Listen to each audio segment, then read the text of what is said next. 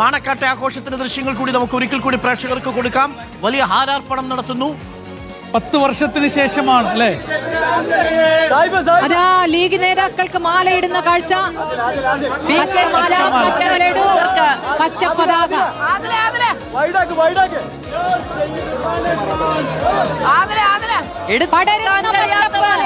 പടരുന്ന പച്ചപ്പ് വലിയ മാലയാണ്. ഭാരമുണ്ട്. അതിനിടയ്ക്ക് PMA സലാം ഒരു പോസ്റ്റ് ഇട്ടിട്ടുണ്ട്. 2ാം നമ്പർ കാർ ഇങ്ങനെ വരുന്നത്. ഒരു ഉപമുഖ്യമന്ത്രി സ്ഥാനം. പക്ഷേ വിസ്മയങ്ങളിൽ PK ശശി പരാജയപ്പെടുകയാണ്. അങ്ങനെ തന്നെയായിരുന്നു. ഈ വിസ്മയങ്ങളിൽ UDF-ന്റെ കോൺഗ്രസിന്റെ വിസ്മയങ്ങളിൽ PK ശശിക്ക് തിരിച്ചടി ഉണ്ടാവുകയാണ്. ഒറ്റപ്പാലത്ത് LDF ആണ് വിജയത്തിലേക്ക് പോകുന്നത്. 18,000 വോട്ടായി. അല്ല, PK ശശി LDF അവിടെ 18,978 വോട്ടുകൾക്ക് പ്രേംകുമാർ വിജയിക്കാൻ പോകുന്നു. അതായത് കഴിഞ്ഞ തവണത്തേക്കാൾ ഭൂരിപക്ഷം ഉയർത്തിയിരിക്കുന്നത് പ്രേംകുമാർ എന്നുള്ളതാണ്. അതായത് UDF-ന് തെറ്റിപ്പോയ ഒരേ ഒരു കണക്ക് PK ശശിയെ പാർട്ടിയിലേക്ക് എടുത്തതാണ്. PK ശശിയെ സ്ഥാനാർത്ഥിയാക്കിയതാണ്. ഒറ്റപ്പാലത്ത് അവിടെ പ്രേംകുമാറിന് ഇത്രയും വലിയ ഭൂരിപക്ഷം കൊടുത്തത് UDF-ന്റെ തെറ്റായ തീരുമാനമാണ്. അതൊഴിച്ചു നിർത്തിയാൽ ബാക്കി എല്ലാ വിവിധരെയും ഒപ്പം കൂട്ടിയ സർജിക്കൽ സ്ട്രൈക്ക് UDF-ന് ഗുണം ചെയ്തിരിക്കുന്നു.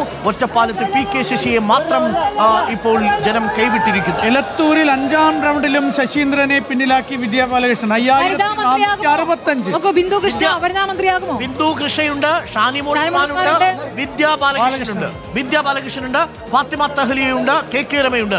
5 വനിതകൾ നിലവിലുണ്ട്. 5 ഉള്ളൂ അല്ല, ഇനിയുമുണ്ട്. നമ്മുടെ കോങ്ങാട് നിന്നും തുളസിയുണ്ട്. അല്ല, ഉടുമ്പൻചോലയൊക്കെ ഒലിച്ചുപോയി. നോക്കൂ, ലീഗിന്റെ ഇന്നത്തെ ദിവസം നോക്കൂ. മുഹമ്മദ് അലി ശിഹാബ് തങ്ങളുടെ ജന്മവാർഷികം കൂടിയാണ് കേട്ടോ.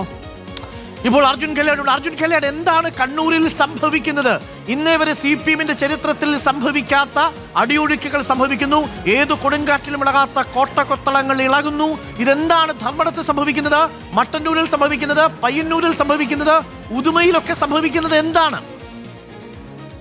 ഡോക്ടർ അരുൺകുമാർ, CPM-ന്റെ കോട്ടകൾ ഒന്നാകെ തന്നെ ഇളകുന്ന കാഴ്ചയാണ് കണ്ണൂരിൽ കാണാൻ വേണ്ടി കഴിയുന്നത്. പയ്യന്നൂരിൽ, തളിപ്പറമ്പിൽ, മട്ടന്നൂരിൽ മുഖ്യമന്ത്രി മത്സരിച്ച ധർമ്മടത്ത് പോലും വോട്ട് ചോർച്ച, അടിയൊഴുക്ക് അതിശക്തമാണ് എന്ന് വേണം നമുക്ക് ഈ ഘട്ടത്തിൽ മനസ്സിലാക്കാൻ. ഏറ്റവും പ്രധാനമായി മുഖ്യമന്ത്രി 6ാമത്തെ റൗണ്ടിലും പിന്നിൽ തന്നെ തുടരുകയാണ്. അതായത് ഇനി എണ്ണാനുള്ളത് CPM-ന്റെ ശക്തി കേന്ദ്രങ്ങളാണെന്ന ആശ്വാസം CPM-നെ സംബന്ധിച്ച് പറയാൻ വേണ്ടി കഴിയുമെങ്കിൽ കൂടിയും അതിനും അപ്പുറത്തേക്ക് പ്രധാനമായും കഴിഞ്ഞ 2021 തെരഞ്ഞെടുപ്പിൽ ലീഡെടുത്തിട്ടുള്ള പഞ്ചായത്തുകളിലേക്ക് ബഹുദൂരം പിന്നിലേക്ക് പോകുന്ന കാഴ്ചയാണ് ഒലിച്ചു പോകുന്നു കോട്ടകൾ എന്നുള്ളതാണ്. കോട്ടകൊത്തളങ്ങൾ ഇടിക്കുന്നു. ഒരുപക്ഷേ പിണറായി വിജയന് തിരിച്ചു വന്നാലും 647 വോട്ടിന്റെ ലീഡ് മാത്രമേ അബ്ദുൾ റഷീദിനുള്ളൂ. എന്നാൽ പോലും ഇനി തിരിച്ചു വന്നാൽ പോലും 6 റൗണ്ടുകൾ വരെ മുഖ്യമന്ത്രി പിണറായി വിജയനെ അബ്ദുൾ റഷീദ് വിറപ്പിച്ചു. ഈ 6 റൗണ്ടിൽ 15,000 വോട്ട് ലീഡ് ഉണ്ടായിരുന്നു. കഴിഞ്ഞ തവണ 15,000-ന് അടുത്ത് ലീഡ് ഉണ്ടായിരുന്ന സ്ഥലത്ത് അബ്ദുൾ റഷീദ് വോട്ട് പിടിച്ചു. അബ്ദുൾ റഷീദിന്റെ വാക്കുകൾ കടമെടുത്താൽ വേങ്ങോട് പഞ്ചായത്തിൽ പോലും, അതായത് മുഖ്യമന്ത്രി പിണറായി വിജയന്റെ സ്വന്തം പിണറായി വിജയന് ലീഡ് ഉയർത്താൻ കഴിഞ്ഞില്ലെങ്കിൽ അതിന് മറുപടി പറയേണ്ടി വരും. തീർച്ചയായും വരുന്ന ദിവസങ്ങൾ അതിനുള്ള വലിയ കൂട്ടിക്കിഴിക്കലുകളുടെ, വലിയ അഴിച്ചുപണികളുടെ സമയമായിരിക്കും. പക്ഷേ ഇപ്പോൾ പാർട്ടി നേരിടുന്ന 2 പ്രധാനപ്പെട്ട പ്രശ്നങ്ങളുണ്ട്. ഏതു സെക്രട്ടേറിയറ്റ് മെമ്പറാണ് പ്രതിപക്ഷ നേതാവുക? മന്ത്രി സജി ചെറിയാനും ഇപ്പോൾ നേരിയ ഭൂരിപക്ഷത്തിന് മാത്രമാണ് മുന്നിൽ. പിന്നെ അവശേഷിക്കുന്നത് മന്ത്രി മുഹമ്മദ് റിയാസ് മാത്രമാണ്. അങ്ങനെയാണെങ്കിൽ ഇവരിൽ ആരാണ് ഒരാൾ പ്രതിപക്ഷ നേതാവുക?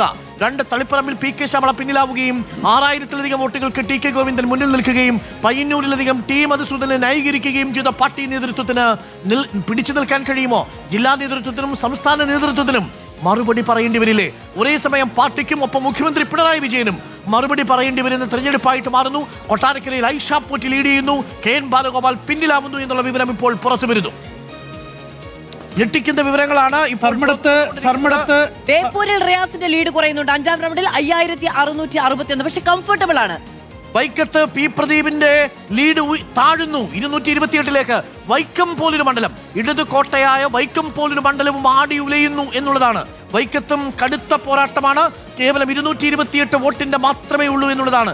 നോക്കൂ, Ambalappuzha UDF, Alappuzha UDF, Kayamkulam UDF, Aroor UDF, Kuttanad UDF, Haripad UDF.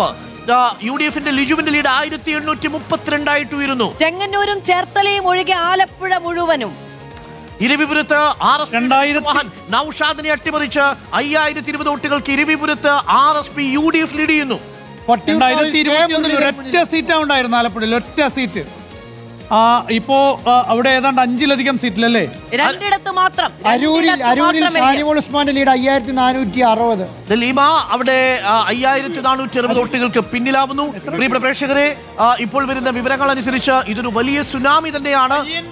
പയ്യന്നൂരിൽ കുഞ്ഞികൃഷ്ണൻ ലീഡ് ഉയർത്തിയിരിക്കുന്നു. 876 വോട്ടിന്റെ ലീഡ്. അവിശ്വസനീയമായ കണക്കുകളാണ് വരുന്നത്. പ്രിയപ്പെട്ട പ്രേക്ഷകരെ, പയ്യന്നൂരിൽ വി കുഞ്ഞികൃഷ്ണൻ 800-ലധികം വോട്ടിന്റെ ലീഡ് ഉയർത്തിയിരിക്കുന്നു.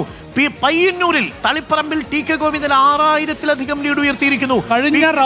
കഴിഞ്ഞ റൗണ്ട് എണ്ണുമ്പോൾ 300-ലധികമായിരുന്നു ലീഡ്. അതിപ്പോൾ 800-ലധികമായി ഉയർന്നിരിക്കുന്നു. 876 ഉയർന്നിരിക്കുന്നു. പയ്യന്നൂരിൽ വി കുഞ്ഞികൃഷ്ണൻ സാവധാനം ലീഡ് നില ഉയർത്തുന്നു. പാർട്ടി കോട്ടയായ തളിപ്പറമ്പിൽ UDF ലീഡ്, പയ്യന്നൂരിൽ ലീഡ്, മട്ടന്നൂരിൽ ലീഡ്, പയ്യന്നൂരിലും തളിപ്പറമ്പിലും ഭൂരിപക്ഷത്തിൽ കുറവുണ്ടാകുമെന്നുള്ളത് മാത്രമാണ്. കുഞ്ഞികൃഷ്ണൻ പോലും വിചാരിച്ചിട്ടുണ്ടാകില്ല പയ്യന്നൂരിൽ ഇങ്ങനെ വിജയിച്ചു കയറാൻ കഴിയും, ലീഡ് ഉയർത്താൻ കഴിയുമെന്നുള്ളത്. ഈ ഘട്ടത്തിൽ ഒരുപക്ഷെ ഇനി എന്തെങ്കിലും തരത്തിലുള്ള മാറ്റം ഉണ്ടാകുമോ എന്നറിയില്ല. പക്ഷെ തളിപ്പറമ്പിലും പയ്യന്നൂരിലും ടി കെ ഗോവിന്ദൻ 6428 വോട്ടിന് മുന്നിലാണ്. പയ്യന്നൂരിൽ 800 വോട്ടിന് കുഞ്ഞികൃഷ്ണൻ മുന്നിലാണ്. ഈ നില ഉണ്ടാകുന്നത് എങ്ങനെയെന്ന് പാർട്ടിക്ക് വിശദീകരിക്കേണ്ടി വരും. കോഴിക്കോട് നോർത്തിൽ ലീഡ് തിരിച്ചുപിടിച്ചിരിക്കുന്നു LDF എന്നൊരു ആശ്വാസ വാർത്തയുണ്ട്. 6ാം റൗണ്ടിൽ തോട്ടത്തിൽ രവീന്ദ്രൻ 412 വോട്ടുകൾക്ക്, ഓർമ്മിക്കൂ, 412 വോട്ടുകൾക്ക് മാത്രം മുന്നിൽ തോട്ടത്തിൽ രവീന്ദ്രൻ കോഴിക്കോട് നോർത്തിൽ. അവിടെ ജയന്ത് പിന്നിലാണ്. ആറന്മുളയിൽ 8 റൗണ്ട് പൂർത്തിയായപ്പോൾ UDFന്റെ ലീഡ് 6966. ഇനി ഒരു തിരിച്ചുപോക്ക് ഏറെക്കുറെ സാധ്യമാണ്. വീണ ജോർജ് ആറന്മുളയിൽ പരാജയപ്പെടാൻ മാനന്തവാടിയിൽ UDF സ്ഥാനാർത്ഥി ഉഷാ വിജയൻ 2531 വോട്ടിന് മുന്നിലാണ്. 2530. OR കേളു മാനന്തവാടിയിലെ നിന്ന് വന്ന മന്ത്രിയായ OR കേളുവിനും മാനന്തവാടിയിൽ പരാജയപ്പെടേണ്ടി വരുമോ? വലിയ വിവാദങ്ങളിൽ നിന്നും പോകാതെ വളരെ ശാന്തനായിരുന്ന, വളരെ കുറച്ചു കാലം മാത്രം ഭരിക്കാൻ കിട്ടിയ മന്ത്രിയാണ് OR കേളു. അവിടെ കെ രാധാകൃഷ്ണൻ ലോക്സഭയിലേക്ക് പോയ ഒഴിവിലാണ് OR കേളുവിനെ മന്ത്രിയാക്കുന്നത്. പക്ഷേ ആ സമയത്ത് OR കേളു ഒരു മികച്ച മന്ത്രി എന്ന നിലയിൽ വളരെ സൈലന്റായി പ്രവർത്തിച്ചെങ്കിലും മാനന്തവാടി OR കേളുവിനെയും കൈവിടുന്നു.